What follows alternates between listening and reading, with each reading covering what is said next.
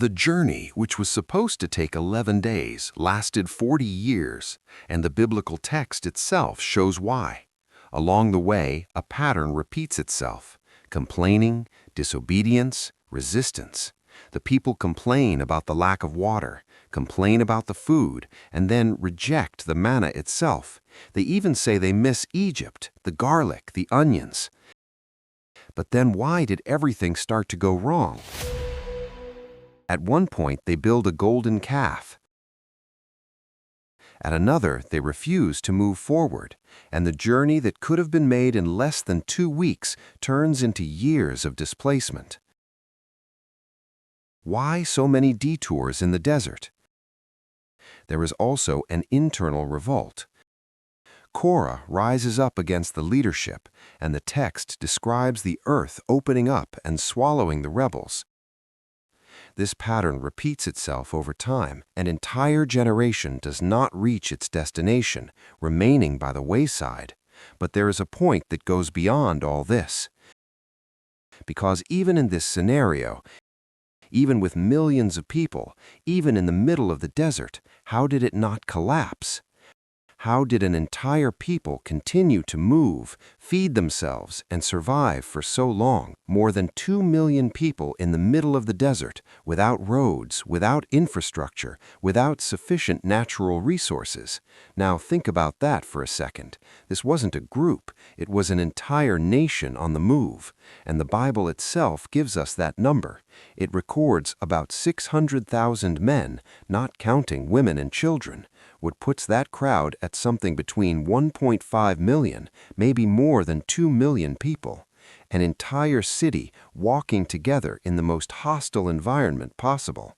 The desert isn't just hot, it's unpredictable. During the day, extreme temperatures. At night, intense cold. Water is scarce, vegetation is sparse, and any resource found is quickly depleted when thousands depend on it. Now think about that for millions. A crowd of that size doesn't move like an ordinary group. It needs structure, it needs organization, it needs a perfectly functioning system, because a single failure generates a chain reaction: famine, dehydration, internal conflicts, total collapse. And yet it didn't happen. They not only survived, they walked for 40 years in the desert without collapsing. Now comes the question that changes everything: how to feed 2 million people every day, how to provide enough water without constant rivers, how to maintain order without a modern system, how to prevent disease in an environment where any mistake can destroy everything. These are not spiritual questions, they are logistical questions. And it is precisely here that this story ceases to be merely well known and becomes perplexing, because somehow it worked. There was order, there was provision, there was continuity, as if there were an invisible system sustaining everything. And perhaps this is the key to understanding the Exodus, not as a simple escape, but as a structure, a machine operating on an impossible scale. But this raises an inevitable question. If more than 2 million people were in the desert, who was feeding them all every day? If there is a point where this entire operation could collapse, it would be here: food. Because unlike organization or displacement, food cannot wait. A single day without food on a large scale already begins to generate tension. 2 days, despair. Now imagine millions of people in the middle of the desert depending on this every day. There were no crops, no trade routes, no way to hunt in sufficient quantities, and even if there were, any natural resource would be quickly depleted. The biblical text itself makes it clear that in a short time, the people begin to feel the weight of this reality. They look at the desert and realize something simple: there is not enough food for everyone. And it is at this moment that something completely outside the natural pattern emerges. The account says that God responds in an unexpected way. He declares that he would rain bread from heaven. And then something begins to happen daily. Every morning, when the dew disappeared, a thin layer appeared on the ground, small, white, delicate, like seeds scattered across the surface of the camp. The people look and don't understand what it is, and their question becomes the name of that food: manna. Literally, what is it? But the most impressive thing isn't just the appearance of this food, it's the system behind it. Each person should harvest exactly what they needed for that day, no more, no less. Those who tried to hoard saw the food spoil quickly. Those who trusted always found enough the next morning. This wasn't just provision, it was flow control, a daily system calibrated to avoid both scarcity and excess, a logistics system that prevented stockpiling and at the same time guaranteed continuity. And the text describes this food in a surprisingly efficient way. It had an appearance similar to coriander seeds and tasted like something sweet, like cake with honey. In other words, it wasn't just survival. There was nutrition, there was energy, there was consistency. Now think about the scale of this. Millions of people waking up every day and finding exactly what they needed to live, without delay, without failure, without interruption, for years. But there was an even more strategic detail in this system. On the sixth day, the logic changed. The people could harvest twice as much, and this time the food wouldn't spoil because there would be no harvesting on the seventh day. It was a cycle, a rhythm, a structure implanted in the middle of the desert. This not only fed the people, it organized their time, created discipline, and established order in an entire population. But the narrative doesn't stop at manna, because at some point the people begin to desire something more: protein, variety, something beyond their daily bread. And once again, an unconventional response emerges. The text describes a wind coming from the sea, and this wind brings with it flocks of quail in such great numbers that they covered the camp. Food literally came to them. It wasn't hunting, it wasn't human effort, it was targeted provision. Now think about this practically. Keeping millions of people fed every day for 40 years without collapse, without widespread scarcity, without interruption of the system. No ancient civilization achieved anything even close to that. And here is the most profound point of this part of the story. The food didn't just come to sustain the body, it came to sustain the system. Because without this continuous flow, the entire structure would collapse.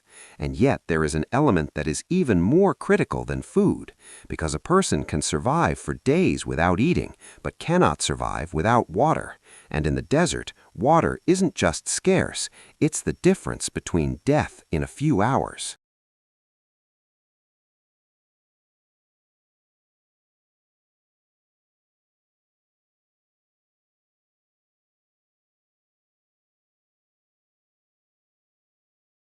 And it's precisely here that the next layer of this story begins to reveal something even more impossible.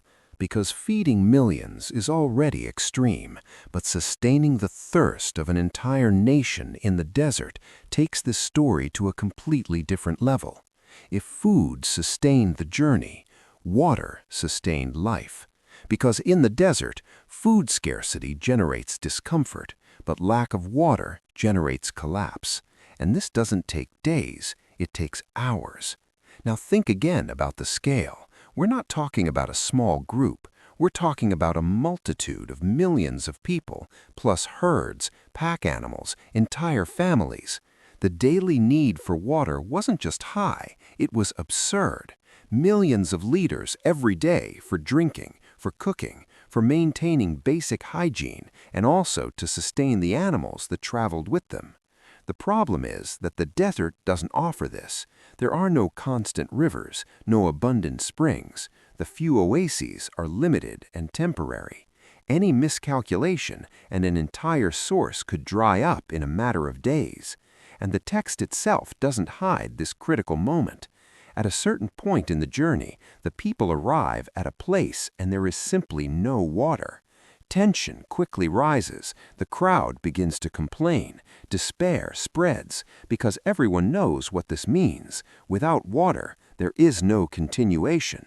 And it is in this scenario that one of the most impressive episodes of the entire narrative takes place. God directs Moses to a rock, something completely improbable, with no apparent solution, no sign of a resource. And then comes the instruction.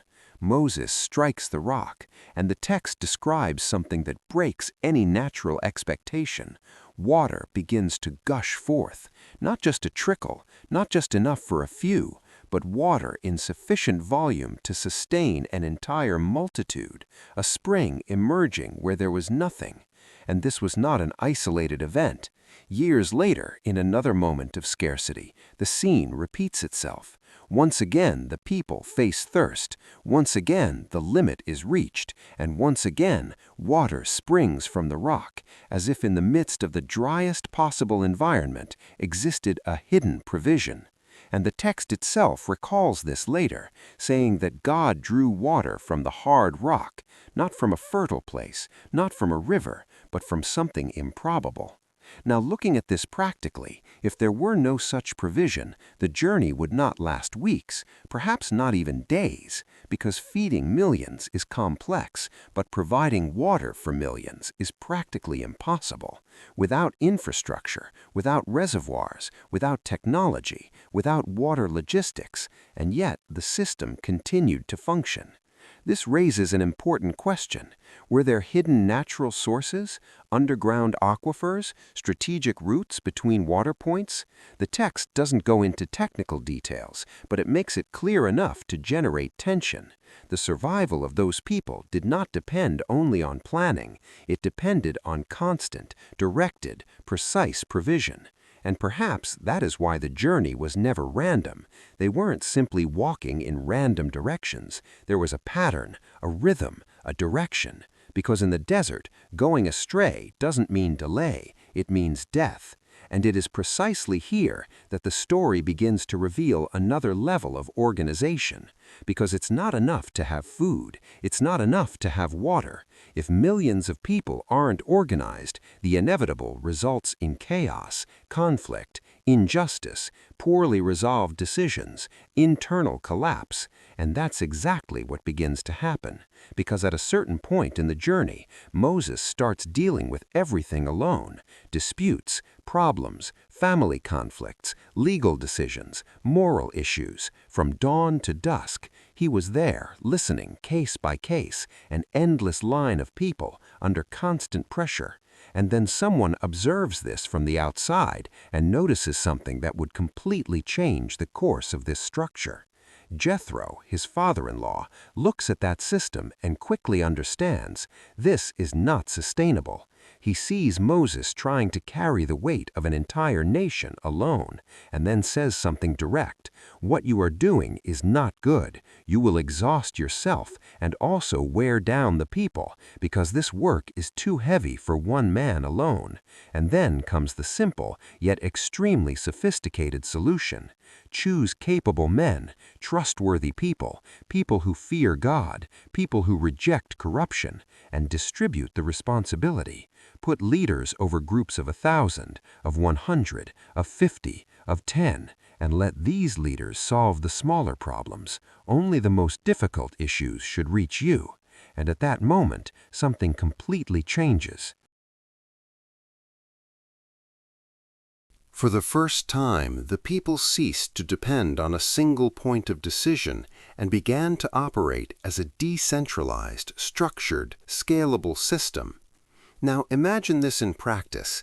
Instead of millions trying to gain direct access to Moses, there was a chain of leadership, a functional hierarchy, each group with its leader, each leader with defined authority, each level absorbing part of the workload.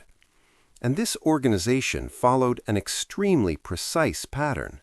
The text describes that each tribe had a defined position. No one camped wherever they wanted. No one chose their own place. Each group was distributed around a center. And this center was not political, it was not military, it was spiritual. In the middle of the entire structure was the tabernacle, the central point, the heart of the camp, and around it the tribes were positioned in groups, each with its flag, each with its identity, each with its direction. Now imagine this scene from above, a multitude organized in layers, a well-defined center, groups distributed logically. Movement was possible, communication was facilitated. This wasn't just symbolic, it was functional. Because when you organize millions of people in an open space, the way they are positioned defines everything. Now think about another variable, movement. The moment to leave wasn't decided by the people.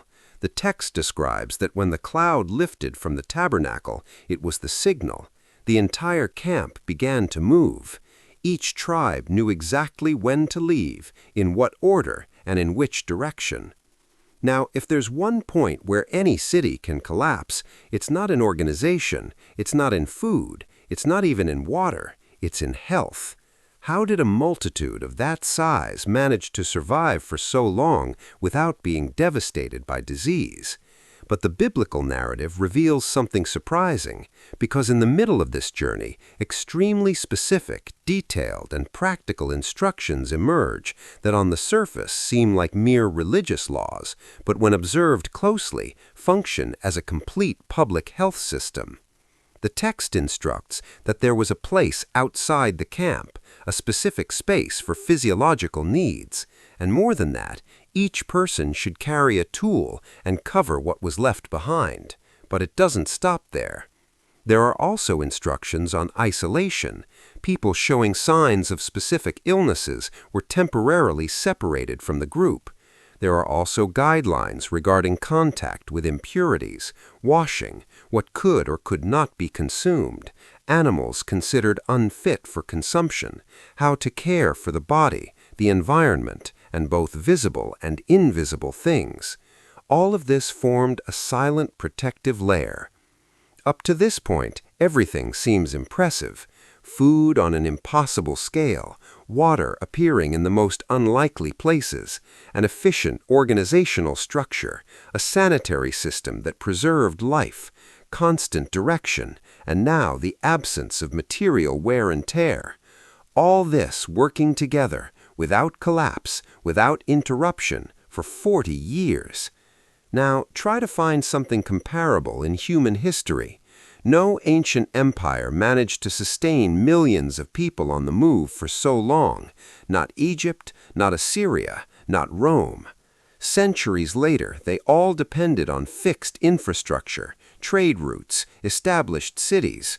Here, there was none of that, and yet it worked. This leads this story to an inevitable point. Either we are facing an extremely improbable combination of factors, or there's something beyond human logistics sustaining all of this. Because when each layer is analyzed in isolation, it already seems improbable.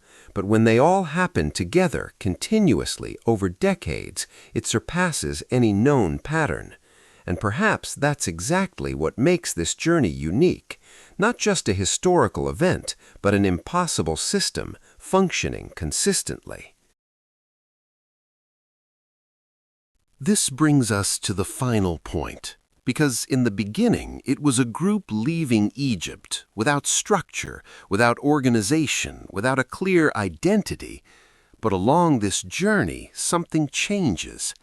This group ceases to be just a liberated people and becomes a nation with order, with laws, with structure, with direction, with identity, a complete transformation in the most improbable environment possible. And perhaps this is the greatest evidence of all, not just the fact that they survived, but that they became something greater during the process. The Exodus was not just a crossing, it was a construction, a nation being formed as it walked, a system functioning without the necessary resources, a structure sustaining itself in the impossible. The more you observe the details, the more you realize that this story cannot be reduced to a simple migratory movement, because it wasn't just about leaving one place and arriving in another. It was about how everything was sustained, organized, directed, and preserved along the way, as if an invisible logic operated behind every detail. And perhaps that's why, thousands of years later, this story continues to be analyzed, studied, and questioned, because it doesn't easily fit into common categories. It's not just spiritual, nor just historical, nor just symbolic. It's exactly at the point where all these dimensions meet. And the more you try to explain it, the more you realize there's something beyond explanation. Because feeding millions would already be extraordinary. Sustaining millions with water would be improbable. Organizing millions would be complex. But doing all of that at the same time for 40 years in the desert without collapse? That shouldn't work. But it did. And that's exactly what makes this story impossible to ignore.